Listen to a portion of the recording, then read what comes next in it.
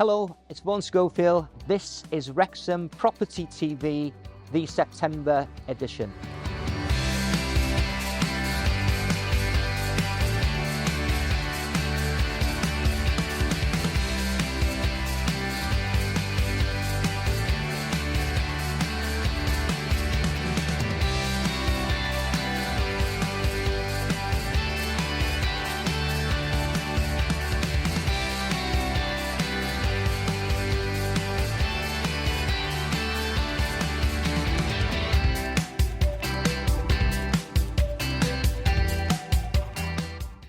And coming up in this month's edition, I explain the risks that exist from scammers who are taking advantage of desperate prospective tenants, and also about the appearance of overvalued lettings properties. I also caught up with Richard Bray, the Managing Director of Move-In Reports.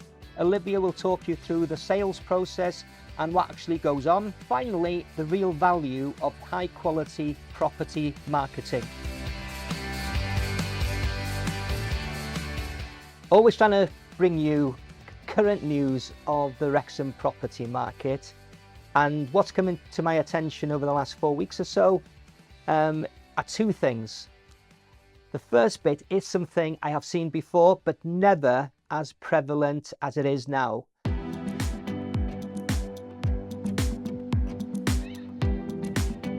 There are scammers around who will lift photographs off property web portals that are being advertised by agents as rental properties, and what they do is they put them on marketplace within the Facebook platform as if they own the property.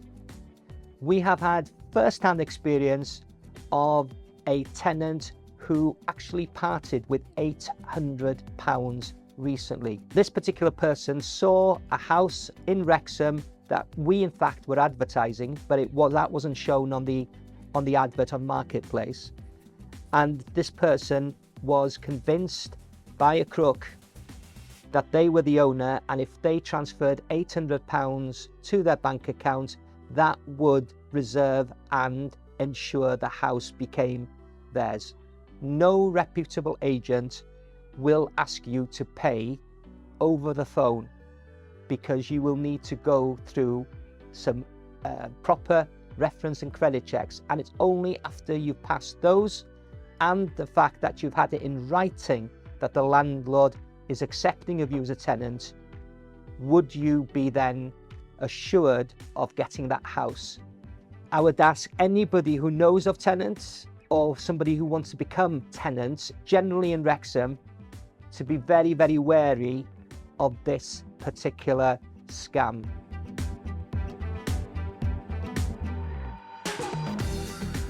One thing I have never seen before in 15 years of trading as an estate and letting agent in Wrexham is what I observed in the last 4 weeks. I saw a 2-bedroomed bungalow in Rhostyllen. I would have priced that apartment, even at the top of the current market, at £800 per calendar month. I think most agents would. This particular agent was asking £1,200 per calendar month for a 2-bedroom flat. The question that I expect you to ask me is, Vaughan, as an estate agent and a letting agent, wouldn't you always be on the side of the landlord and maximising their income? And I would plead guilty to that. That would be my responsibility. But I think there are inherent dangers in actually overpricing on rental properties to that extent.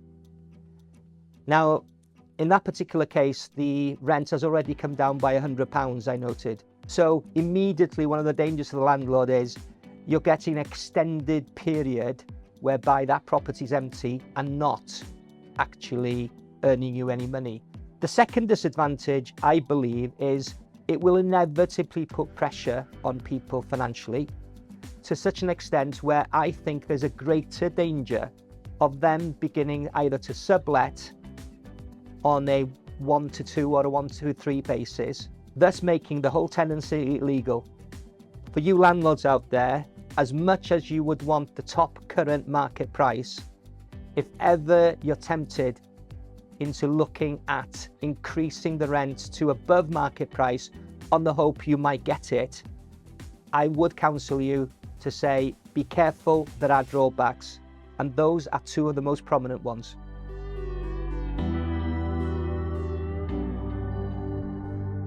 Some of the listeners or viewers listening to this interview may have been around in the HIP era, the Home Information Pack era, and that was a Labour idea. You know, the seller had to purchase a Home Information Pack before an estate agent could put a sticker on their window. Well, feedback from then fed into a white paper, basically a consultation paper that the government put out, and the findings came back, I think it was in 2018, about speeding up the conveyancing process. But this time they wanted to look at it from cradle to grave. They brought in the A, B, C criteria on the back of that consultation paper. Trading standards would be the body that oversees real estate agents, just like the SRA and the Law Society and the Lenders Handbook oversees conveyancers. Let's put it onto these poor trading standards when there's only 3 in the office in Wrexham, say. You know, they've got to police another thing now. So, okay, let's learn how can we make that easy. Right, let's ask the property portals to say that it must be on your property portal. They don't have to go out and come to this office and check. They can just log on and go, okay, these 3 blank places now, A, B and C, we want the answers in A, B and C. And A came in May of last year, which was to show the tenure of the property, council tax, basic information on that, which has been in place now. B and C is dragging its feet a little bit. B is utilities. Now, we could say, okay, what is utilities then? Do I have to say, oh, it's a septic tank? Is it supplied? Is it private systems, etc.? Do I have to show billing details? Then C is the big one.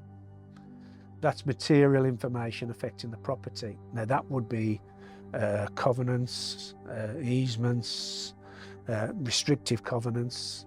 And we're thinking, okay, what is the material information? Does it just go off the title, which they can clearly get a title cheaply? But what title reports are only limited. It doesn't include overriding interests, so the solicitor will find out during the conveyancing process. But, and this is really what's stalling the B and C. There used to be the Misdescriptions Act. That was replaced by the Consumer Protection of Unfair Trading Act, which has got a lot of teeth. There's a 2-year prison sentence attached to that.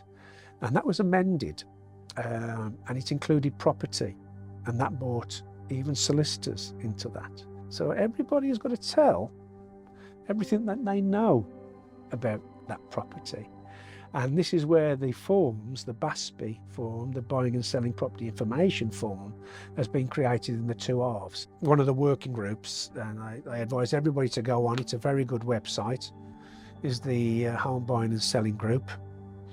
Everything's on there. They have copies of the BASPI, explanations why, and you cannot really criticise the methodology why you shouldn't implement it.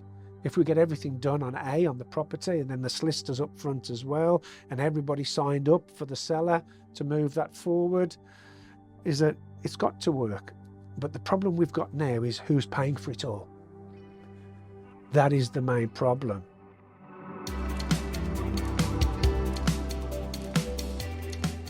Great news! Your offer on the property of your dreams has been accepted. All of the searching and viewings over recent months have paid off, but the hard work doesn't stop here, according to Really Moving. The online portal says there's still a number of steps to go through before the property is legally yours, and to help buyers through the process, has put together helpful tips for what happens next. First, and it may sound obvious, ask your estate agent to take the house off the market as soon as possible, although this is something they usually do once an offer has been accepted. Next, find a professional and reputable conveyancing solicitor who will complete the legal aspects of your move, which include checks and searches relevant to your property. For most home buyers, a mortgage will be needed to fund the house purchase. You'll need to fill in a mortgage application form and provide your lender with the necessary documentation, says Really Moving. And although your lender will be organising a mortgage valuation survey for the property, it's also important to commission an independent survey from a RICS registered or chartered surveyor for a detailed report on your potential new home. You won't have an exact move date to give them yet, but it's worth getting quotes early from removal companies so you can ensure there's time for pre-move surveys to assess the volume of your belongings. Once your mortgage has been approved and the search is completed by a conveyancing solicitor, you'll be able to sign and exchange contracts which legally commit you to the purchase of the property. On completion, the mortgage lender will release the funds for the cost of the property and the ownership of the house is transferred from the vendor to the buyer. Congratulations! The property is now legally yours and all that's left to do is pick up the keys and move in. I wanted to do a piece to camera for a while about the importance of quality marketing of property for sale. Let's face it, you are selling your biggest tax-free asset, and surely it deserves the very best in marketing. Photographs are the most viewed and the most noticed of all the things, the tools that we use to market property. So the quality of those photographs, that they in fact reflect the property in the best possible light, is essential. Particularly over the last 5 to 7 years, floor plans are incredibly important and are viewed as important by prospective buyers. It gives them an image in their mind's eye of how that property could work for them. Describing a property has to be about storytelling. And one of the questions I always ask prospective vendors is, what attracted you to this property in the first place? Because it gives me an initial insight into what the best attributes of that actual property is. And it's a great way to open a discussion about who the property is for, where is the core market, and more importantly, how I am able to find them. 7-day-a-week availability for accompanied viewings, and the reason why it's important is because we can choreograph the viewing so that we sequentially go around room to room in a way that best markets your property. I'll give you one of our little secrets, a little insight. You should always show the best attribute, the best room of the property first. That's the first room you go to. If the viewing starts off very positively, then people will continue that viewing on the basis of trying to find other things they can be positive about. It's a little trick we've used successfully to make sure that the viewing will be the very best it can be. High quality video undoubtedly helps market a property. We actually recently acquired a property that had been marketed for a few months previously with another agent, who I've got to say took very, very good photographs and looked to be a good presentation of that property. The added dimension to that property we were able to offer was video, and in particular the video of the panoramic view that that property enjoyed. The eventual buyer has said to me that they'd seen the property before, were half interested, but only actually booked the viewing once they'd seen the property marketed again with the video. So there you have it. Those are, for me, the 4 key points in terms of quality marketing of a sales property. And that caps off September's edition of Wrexham Property TV. Do hope you enjoyed it. Please let us know what you thought, and I look forward to seeing you in October's edition.